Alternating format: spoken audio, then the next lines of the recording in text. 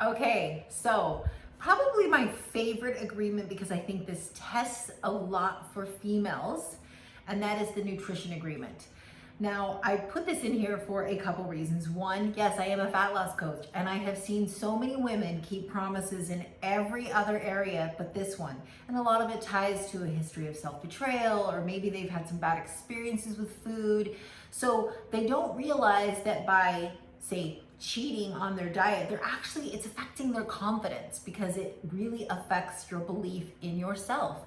So this is one of the reasons why I put it in here. The other reason why is, man, I think we sometimes forget that our bodies need high octane, and that high octane is intentional nutrition.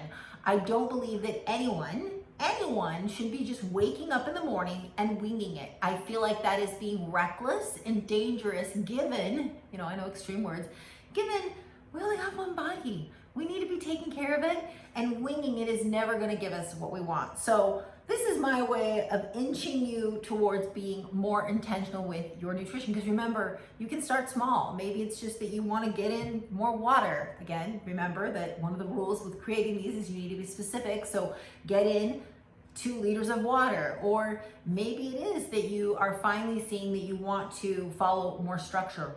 Or you might be the person that's already been following a meal plan forever, and you're like, Amy, why do I just keep cheating on this? Like, why do I just keep caving when it comes to food?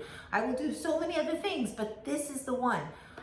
Well, this is where the nutrition agreement is going to become a game changer for you. So let's say that you are, a client of mine, or Lean Bodies Consulting, or, anyone, and you have a meal plan that you're following. It's assumed that a lot of you would on your agreement put be 100% on plan. That's obvious. It's obvious that we want to keep our agreements, even if they're in our head, right?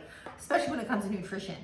But a lot of times that seems daunting to the brain. That seems very challenging, and it's just so big and gray that it becomes hard. And this is where the nutrition agreements really helped me. Is what I started to do is I would see where in my day I was failing. Where is it? Is it the pantry at night?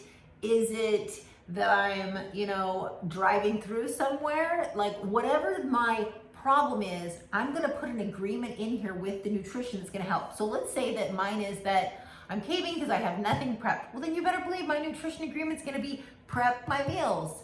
Let's say that at night, I am like, I'll do so good all day, and then at night I go into the pantry and I have, maybe it's chips. 2 ways to write this one on your agreement. No chips. Maybe the other one, which really tricks your brain into not even thinking about the chips, is no opening the pantry doors after 8 p.m. That makes your brain just think about no doors. I just can't open the doors.